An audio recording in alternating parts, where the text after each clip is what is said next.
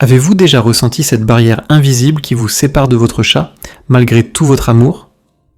Il se peut que vous commettiez, sans le savoir, des erreurs qui nuisent à votre relation. Dans cette vidéo MiaoTube, nous vous dévoilerons les pièges les plus graves et souvent négligés de la cohabitation féline, et vous donnerons les clés pour construire une relation basée sur la confiance et le respect mutuel. Regardez jusqu'au bout et découvrez comment devenir le gardien dont votre chat a vraiment besoin et qu'il admire.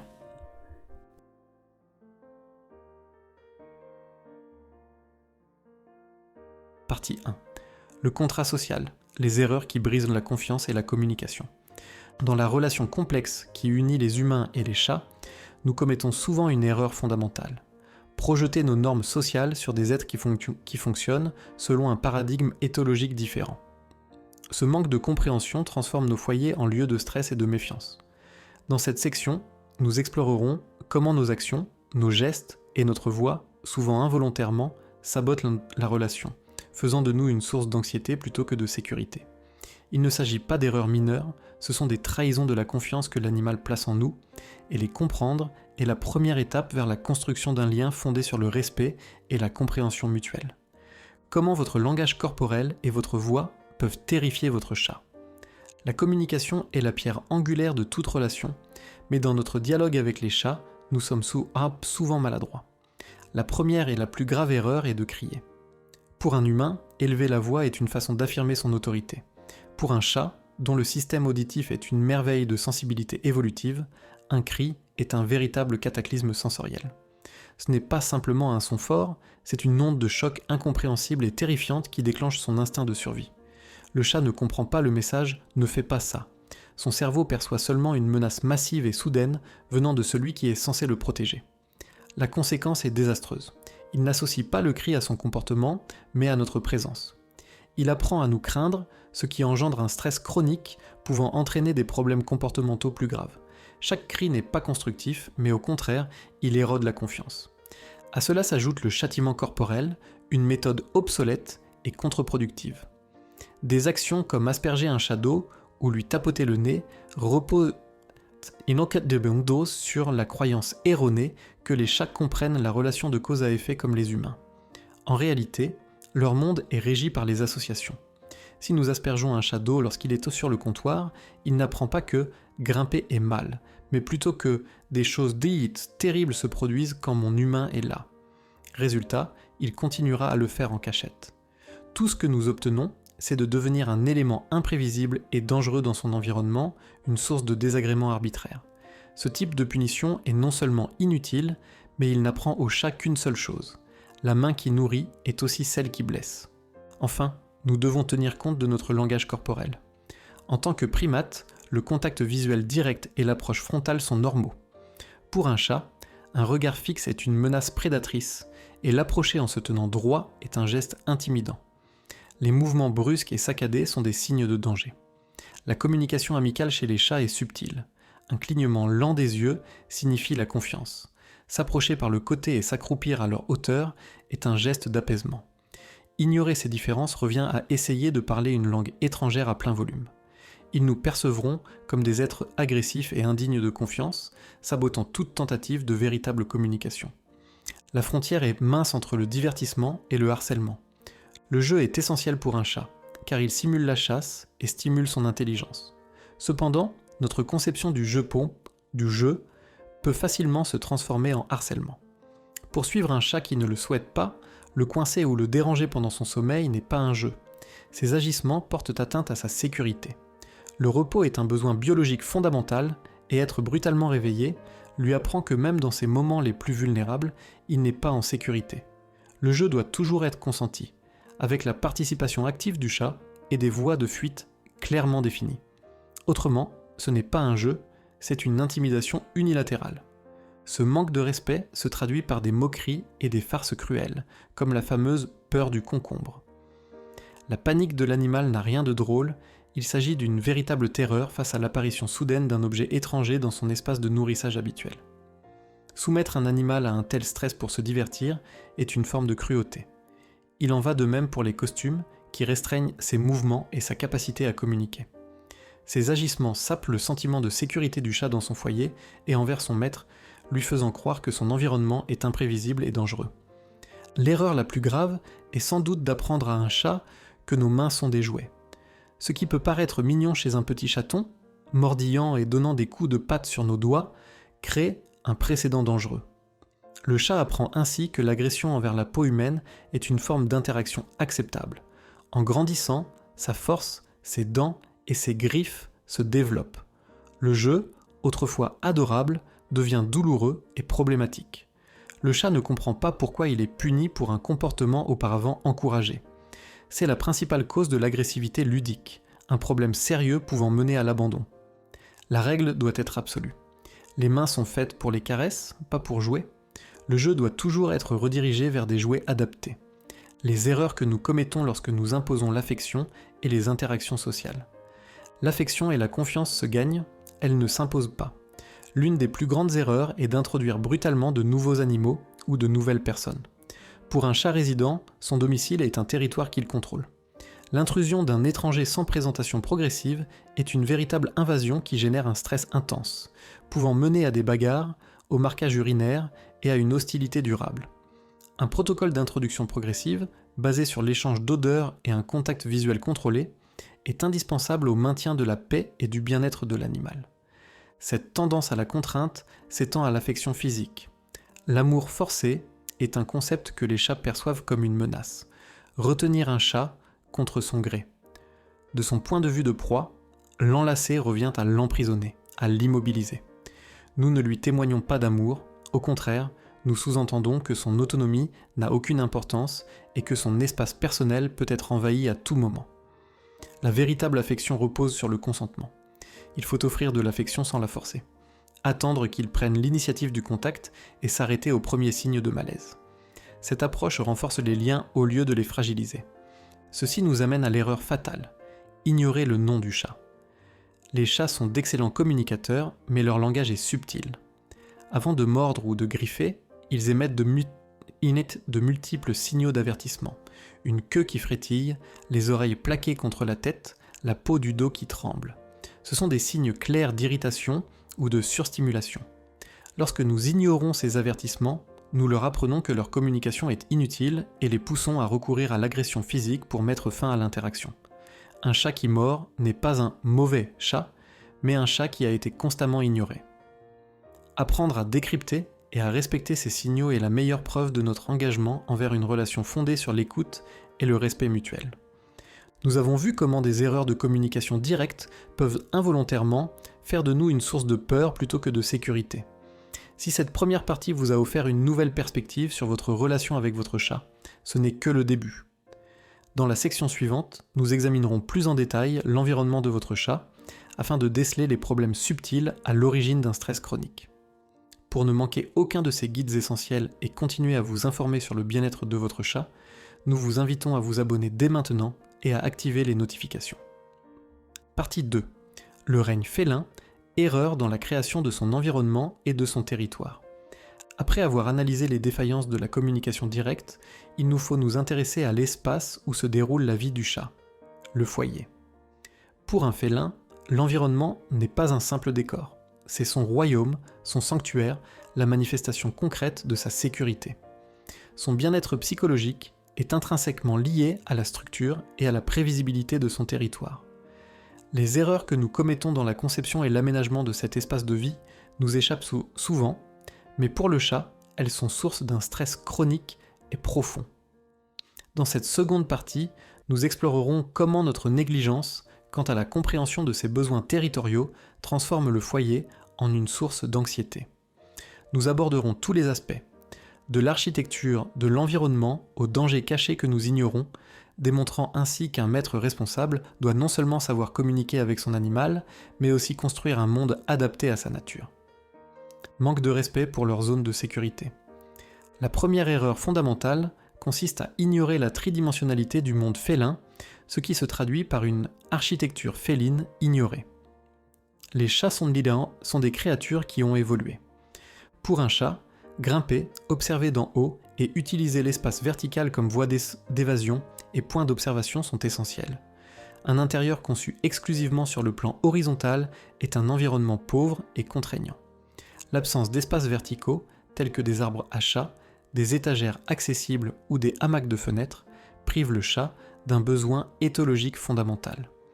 En hauteur, un chat peut surveiller son territoire, se sentir en sécurité face aux menaces perçues au niveau du sol et mieux gérer les interactions sociales dans les foyers avec plusieurs animaux. Priver un chat de cette dimension le contraint à vivre dans un état de vulnérabilité latente, augmentant son stress et le risque de conflits territoriaux. Offrir un espace vertical n'est pas un luxe, c'est une nécessité pour son bien-être mental. Deuxièmement, nous ne respectons pas leur besoin d'un refuge sûr et inviolable. Les chats sont des animaux néophobes, c'est-à-dire qu'ils se méfient du changement. Déplacer constamment leurs ressources essentielles, leurs paniers, leurs gamelles, engendre une grande instabilité et de l'anxiété. Leur monde, qui devrait être prévisible, devient chaotique. Plus important encore est le besoin d'un refuge, une cachette, qu'il s'agisse d'une boîte en carton, d'une cage de transport ouverte ou d'un espace sous un lit, où le chat sait avec certitude qu'il ne sera pas dérangé. Ce refuge est crucial pour lui permettre de gérer le stress, de faire face à des stimuli trop importants et de simplement se retirer du monde. Violer ce sanctuaire, en le forçant à sortir ou en interagissant avec lui lorsqu'il s'y trouve, constitue une trahison de sa confiance. Il est impératif que chaque chat dispose de son propre espace, considéré comme inviolable par tous les membres du foyer. Enfin, nous commettons l'erreur capitale du trône oublié, une mauvaise gestion de la litière. Pour un animal aussi méticuleusement propre qu'un chat, une litière sale n'est pas qu'un simple désagrément. C'est une source d'aversion et de stress extrême. Cela les oblige à choisir entre leur instinct de propreté et leur besoin d'éliminer. Cette situation est l'une des principales raisons pour lesquelles les chats urinent et défèquent hors de leur litière. L'emplacement est également crucial. Une litière située dans un endroit bruyant et de passage ou sans issue les rend vulnérables et impuissants. De même, le nombre de litières est essentiel. La règle d'or est d'en prévoir toujours une de plus que le nombre de chats dans la maison. Négliger l'hygiène, l'emplacement et le nombre de litières n'est pas une simple négligence. C'est un manque de respect pour l'un de leurs besoins biologiques les plus fondamentaux, créant un problème de bien-être animal qui se manifeste souvent dans tout le foyer. Un environnement ennuyeux est un environnement destructeur. Un environnement sûr ne suffit pas s'il est stérile. L'ennui chronique chez les chats est une forme de négligence qui engendre des problèmes de comportement. L'une des erreurs les plus fréquentes est le syndrome du jouet statique. Acheter un panier de jouets et le laisser traîner en permanence au sol est inefficace. Pour un prédateur, un jouet immobile est une proie facile et il s'en désintéresse rapidement. La clé de l'enrichissement réside dans la nouveauté et l'interaction. Il est essentiel de faire tourner les jouets tous les 2 ou 3 jours pour qu'ils paraissent toujours nouveaux et stimulants. Les jouets inutilisés doivent être rangés hors de vue. L'objectif est de recréer un environnement dynamique où la chasse représente un défi constant. Un tiroir rempli de jouets est inutile s'ils ne servent pas à créer des expériences de jeu actives et variées. Dans le jeu, il est essentiel d'éviter la chasse frustrée. Le pointeur laser en est un parfait exemple. Bien qu'il stimule l'instinct de chasse du chat, la lumière représente une proie intangible, impossible à capturer. Ce cycle de chasse incomplet, poursuivre sans jamais attraper ni tuer, engendre une immense frustration pouvant mener à des comportements obsessionnels compulsifs et à de l'anxiété. Si l'on utilise un laser, il est impératif de toujours terminer la séance en pointant le laser vers un jouet que le chat peut attraper, mordre et conquérir, lui procurant ainsi la satisfaction d'avoir mené à bien ce cycle de prédation. De même, l'absence de jouets à détruire ou à mordre le prive d'une étape cruciale. Un enrichissement efficace du milieu stimule non seulement la chasse, mais permet également une conclusion satisfaisante. La conséquence ultime d'un environnement inadapté est la solitude et l'ennui. Bien que souvent considérés comme des animaux solitaires, les chats ont besoin d'une stimulation mentale et sociale suffisante. Les laisser seuls pendant de longues périodes, sans aucun enrichissement de leur environnement, gamelles interactives, accès à des fenêtres sécurisées avec vue sur l'extérieur ou séances de jeu structurées en début et fin de journée, entraînent dépression, apathie et comportements destructeurs. Un chat qui s'ennuie cherchera à se stimuler, ce qui se manifeste souvent par des griffures sur les meubles, des câbles rongés ou des miaulements excessifs. Il est de notre responsabilité, en tant que maître, de veiller à leur bien-être mental autant qu'à leur bien-être physique. Un environnement sans vie est, en soi, une forme de maltraitance. Les menaces invisibles que vous ignorez dans votre propre maison. Nos maisons, conçues comme un refuge, peuvent receler des dangers mortels que nous ignorons. La botanique toxique est l'un des plus insidieux. De nombreuses plantes d'intérieur courantes sont toxiques pour les chats. Les lys, genre Lilium et Hemeroca lys, par exemple, sont extrêmement toxiques. L'ingestion d'une petite partie de la plante, ou même du pollen ou de l'eau du vase, peut provoquer une insuffisance rénale aiguë et fatale. Parmi les autres plantes dangereuses, on trouve les philodendrons, les lauriers roses, l'aloe vera et les tulipes. Il est du devoir impérieux du propriétaire de se renseigner sur chaque plante qu'il introduit chez lui et de s'assurer qu'elle est sans danger pour les chats.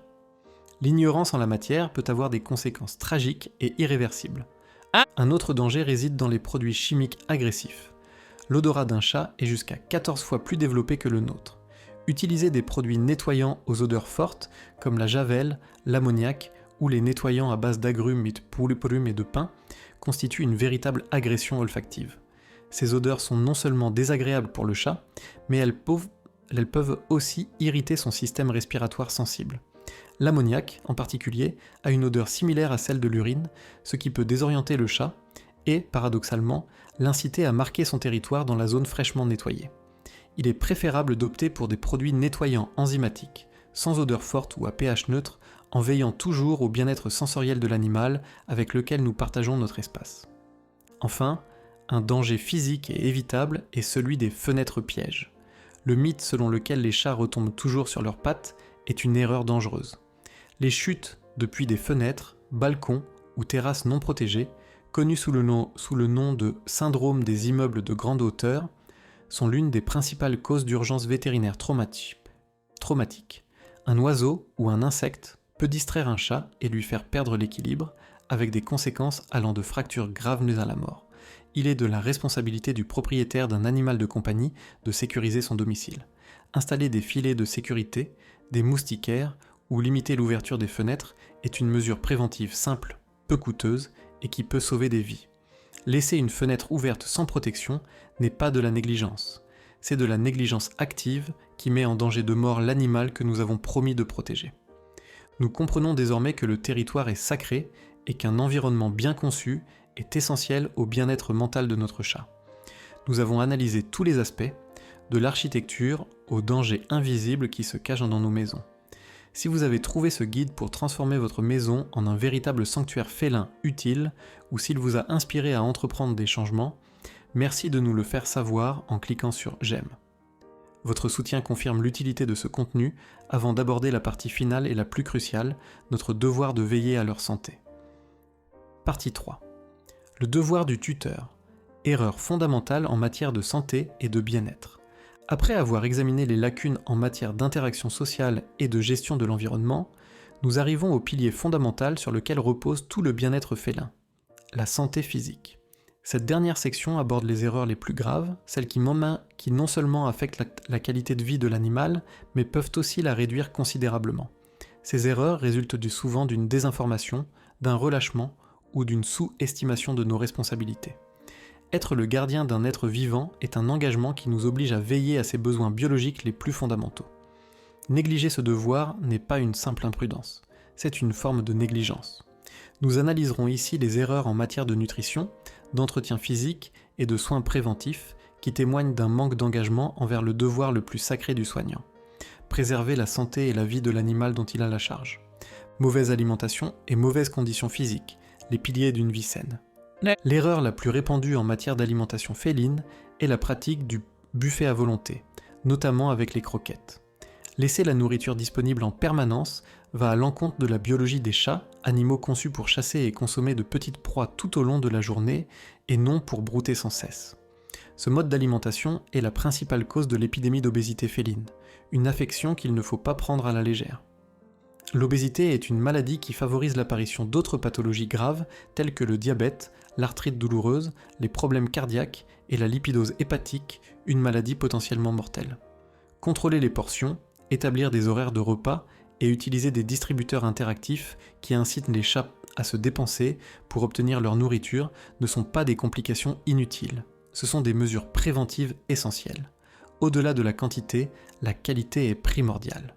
Offrir une alimentation inadaptée est une autre erreur cruciale. Les chats sont des carnivores stricts. Leur physiologie dépend donc des nutriments présents dans les tissus animaux. Une alimentation de mauvaise qualité, riche en céréales et en sous-produits peu nutritifs, ne répond pas à leurs besoins biologiques. Il est impératif de leur proposer une alimentation de haute qualité à base de protéines animales adaptées à leur âge, chatons, adultes, seniors et à leurs éventuels problèmes de santé.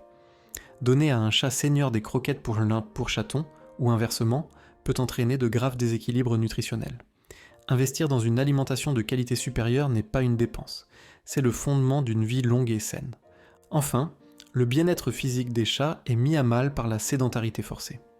Vivre dans un environnement intérieur sécurisé les protège certes de nombreux dangers, mais les prive aussi de l'activité physique qui leur est propre. Le manque d'exercice régulier entraîne une atrophie musculaire, une prise de poids et un ennui chronique.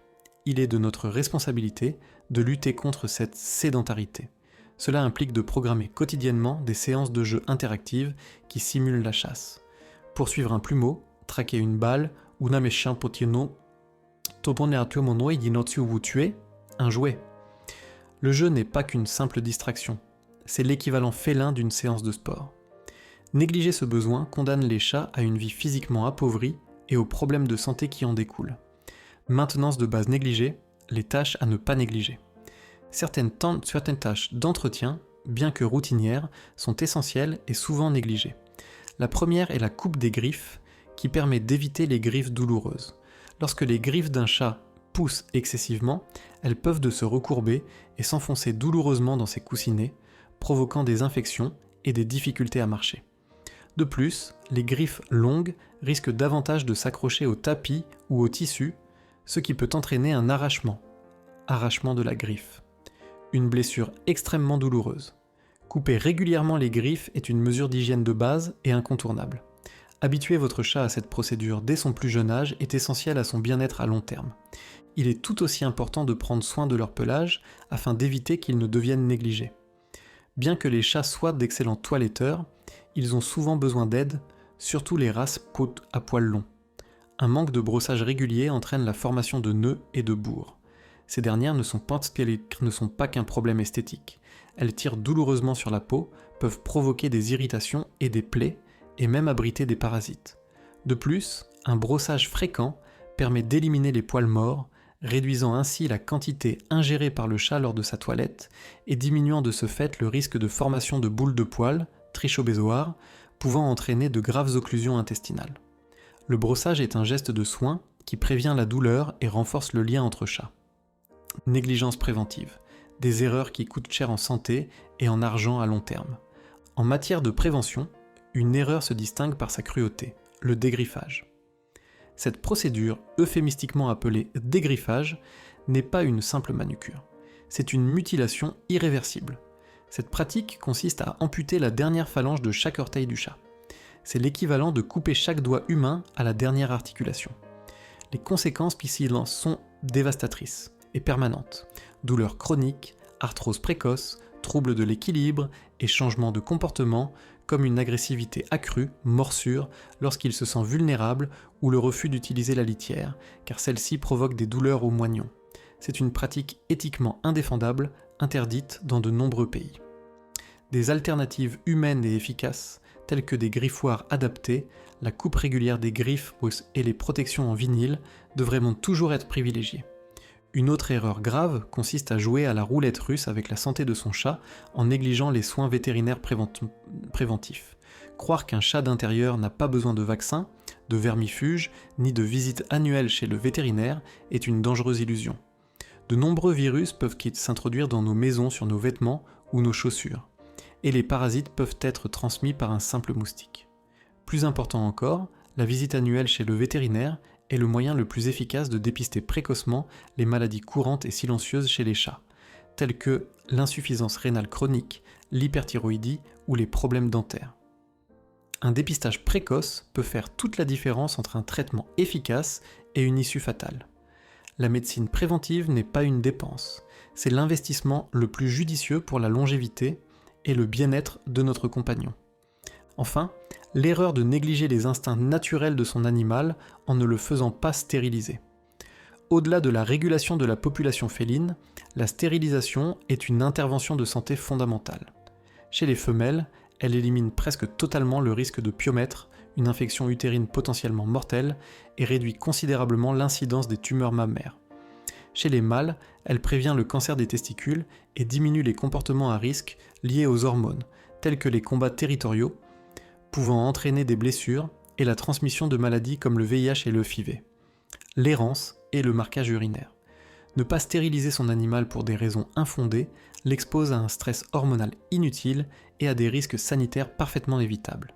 C'est en définitive le dernier acte de responsabilité que chaque propriétaire se doit d'assumer pour le bien-être de son chat.